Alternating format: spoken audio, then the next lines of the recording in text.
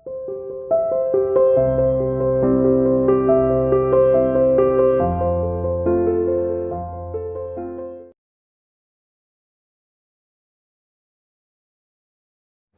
Students, welcome to CR international school online classes. कैसे हो बेटा? आशा करती हूँ सभी अपने घर पर स्वस्थ होंगे, सुरक्षित होंगे। देखिए बेटा, आज हम अपनी क्लास 8 की हिंदी की क्लास में अपना जो हिंदी की पाठ्य पुस्तक है वसंत भाग 3, उसका पाठ 5 शुरू कर रहे हैं, जिसका नाम है चिट्ठियों की अनूठी दुनिया। बेटा, आप लोग सभी जानते हो, फोन तो अभी अभी आए हैं कुछ समय से ही। पहले चिट्ठियों से ही संदेश जो एक दूसरे के पास पहुंचाए जाते थे। उसके बाद एसएमएस आए, फिर फोन आए, फोन पे बात होने लगी। भाई ये कीपैड वाले आए, फिर एंड्रॉइड फोन आ गए। आप इतने सारे आपकी ये फोन की जो कैटेगरी, जो आपका ये सिस्टम बढ़ता जा रहा है। वीडियो कॉल भी हो गया, ऐसा लगता है जैसे सामने बैठकर ही बात कर रहे हो। इस तरह से जो पहले की जो चिट्ठियों की जो अनूठी दुनिया थी कि चिट्ठियों से कैसा फील होता है, क्या सिस्टम होता है, कैसे लिखते हैं, कैसे भेजते हैं, वो उस बारे में ये सारा इस चैप्टर में बताया गया है। ठीक है बेटा, चैप्टर का नाम है चिट्ठियों की अनूठी दुनिया, और इसके जो लेखक है वो कौन है? अरविंद कुमार सिंह। ठीक है, कौन है इसके लेखक? अरविंद कुमार सिंह। देखिए, लेखक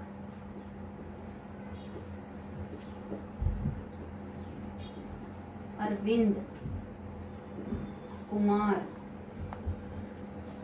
सिंह। चलिए बेटा, इसकी हम रीडिंग लगाते हैं। पत्रों की दुनिया भी अजीबोगरीब है और उसकी उपयोगिता हमेशा से बनी रही है। पत्र जो काम कर सकते हैं वह संचार का आधुनिकतम साधन नहीं कर सकता। अब यहाँ पर इस चैप्टर में पत्रों की इम्पोर्टेंस बहुत ज्यादा बताइए कि हमारे जो चिट्ठियों में जो वर्ड लिखे होते हैं कि उनका मुकाबला आज हमारी जो हम फोन पे बात करते हैं डायरेक्ट, वो भी उनका मुकाबला नहीं कर सकते हैं। कि पहले के लोगों का मानना था कि पत्रों में जो शब्द लिखे होते हैं उनमें अपनापन, भावनाएं, भावुकता सब छुपी होती है। इसलिए पत्रों का इस चैप्टर में बहुत ही अधिक महत्व दिखाया गया है। पत्र जैसा संतोष फोन या एसएमएस का संदेश कहाँ दे सकता है? अब फोन या एसएमएस क्या होते हैं? जो हम मैसेजेस करते हैं उसी को बोलते हैं ना। कि वो कह रहे हैं कि पत्र जैसा संतोष, सेटिस्फैक्ट्री, संतोष होती है सेटिस्फैक्ट्री, कि पत्रों जैसा संतोष तो हमारे एसएमएस और फोन भी नहीं कर सकते हैं। पत्र एक नया सिलसिला शुरू करते हैं और राजनीतिक, साहित्य तथा कला के क्षेत्र में तमाम विवाद और नई घटनाओं की जड़ भी पत्र ही होते हैं। अब क्या है, राजनीतिक झगड़े हो, साहित्यिक झगड़े हो या साहित्य की कोई जानकारी हो, सभी जो है हमें पत्रों से ही प्राप्त होती है। यानी कि इन घटनाओं की जड़ ही पत्र होते हैं। दुनिया का तमाम साहित्य पत्रों पर केंद्रित है और मानव सभ्यता के विकास में इन पत्रों ने अनूठी भूमिका निभाई है। पत्रों का भाव सब जगह एक सा है, भले ही उसका नाम अलग अलग हो। पत्र को उर्दू में खत, संस्कृत में पत्र, कन्नड़ में कागज, तेलुगु में उत्तरम, जाबू और लेख तथा तमिल में कड़ित कहा जाता है। पत्र यादों को सहेज कर रखते हैं, इनमें किसी को कोई संदेह नहीं है।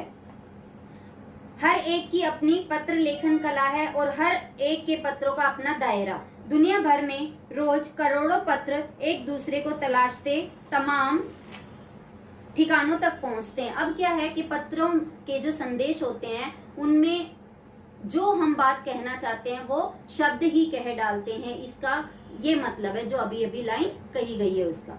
भारत में ही रोज 4.5 करोड़ चिट्ठियां डाक में डाली जाती है, जो साबित करती हैं कि पत्र कितनी अहमियत रखते हैं। जब इतनी बड़ी संख्या में पत्र अगर डाकखाने में डाले जाते हैं तो हमें स्पष्ट ही हो जाता है कि पत्रों की अहमियतता जो है बहुत ही अधिक है। पंडित जवाहरलाल नेहरू ने सन 1953 में सही ही कहा था कि हजारों साल तक संचार का साधन केवल हर कार्य क्या होते हैं? रनर्स या फिर तेज घोड़े रहे हैं। ये क्या होते हैं कि पहले घोड़ों के द्वारा भी संदेश भेजे जाते थे। तो पंडित जी ने यही बताया था कि 1953 में कहा था कि हजारों साल तक संचार का साधन केवल रनर्स या फिर तेज घोड़े रहे हैं। उसके पहिए आज पर रेलवे और तार से भारी बदलाव आया। तार ने रेलों से भी तेज गति में संवाद पहुंचाने का सिलसिला शुरू किया। अब टेलीफोन, वायरलेस और आगे रेडार, दुनिया बदल रहा है। अब क्या था कि पत्र के जो होते थे वो पहले डाक के द्वारा जो है बहुत देर में पहुंचते थे। अब रेल के द्वारा, संचार के द्वारा जो है पत्र जल्दी से पहुंचने लगे। और अब टेलीफोन से या वायरलेस फोन से तो हमारी जो पत्रों की थोड़ा सा महत्व जो है कम हो गया है। पिछली शताब्दी में पत्र लेखन ने एक कला का रूप ले लिया। डाक व्यवस्था के सुधार के साथ पत्रों को सही दिशा देने के लिए विशेष प्रयास किए गए। पत्र संस्कृति विकसित करने के लिए एक स्कूली पाठ्यक्रमों में पत्र लेखन का विषय भी शामिल किया गया। अब बेटा पत्र जब हमारे इतने काम आते हैं तो उस पत्र लेखन को जो हमारे सिलेबस में, हमारे पाठ्यक्रम में भी शामिल किया गया। जैसे आप लिखते हो, अभी पत्र लिखते हो ना, ऐसे लेटर लिखते हो, एप्लीकेशन लिखते हो, तो ये पत्र लेखन में ही आते हैं। तो इसको ये जरूरी हो गया था, तो इसको हमें हमारे पाठ्यक्रम में, हमारी पढ़ाई में इसको शामिल किया गया था। भारत ही नहीं, दुनिया के कई देशों में ये प्रयास चले और विश्व डाक संघ ने अपनी ओर से काफी प्रयास किए। विश्व डाक संघ की ओर से 16 वर्ष से कम आयु वर्ग के बच्चों के लिए पत्र लेखन प्रतियोगिताएं आयोजित करने का सिलसिला सन 1972 से शुरू किया गया। यह सही है कि खास तौर पर बड़े शहरों और महानगरों में संचार साधनों के तेज विकास तथा अन्य कारणों से पत्रों की आवाजाही प्रभावित हुई है, पर देहाती दुनिया आज भी चिट्ठियों से ही चल रही है। फैक्स, ईमेल, टेलीफोन तथा मोबाइल ने चिट्ठियों की तेजी को रोका है, पर व्यावसायिक डाक की संख्या लगातार बढ़ रही है। अब क्या है कि हमारे फैक्स हो गए, ईमेल हो गए, फोन पे बात करते हैं, वीडियो कॉल हो गई, कि बहुत सारे हमारे साधन चल गए, तो हमारे पत्रों का महत्व थोड़ा सा तो कम हो गया है। लेकिन जो हमारे व्यापारिक डाक हैं, जैसे हमारे बिजनेस से रिलेटेड है या किसी संस्था से रिलेटेड है, स्कूल वगैरह जो भी हमारी संस्थाएं होती है, सबसे रिलेटेड जो काम होते हैं वो भी अब भी पत्रों के द्वारा ही किया जाता है। जहाँ तक पत्रों का सवाल है, अगर आप बारीकी से उसकी तह में जाएं तो आपको ऐसा कोई नहीं मिलेगा जिसने कभी पत्र को न लिखा या न लिखाया हो या पत्रों का बेसब्री से इंतजार न किया हो।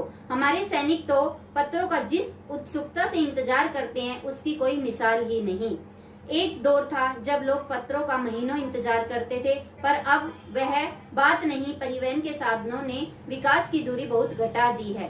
पहले लोगों के लिए संचार का इकलौता साधन चिट्ठी ही थी, पर आज और भी साधन विकसित हो चुके हैं। पहले एक दूसरे को संदेश पहुंचाने के लिए क्या होते थे, सिर्फ चिट्ठियां ही होती थी बेटा। अब आजकल तो आप खुद ही देखते हो कितने सारे हमारे ये चल गए हैं। आप लेटर को छोड़कर फोन वगैरह से जो भी हमारे सिस्टम चले हुए हैं वो आपको सभी को पता ही है। तो अब जो है जो हमारी चिट्ठियों का जो सिलसिला है वो बहुत कम हो गया है।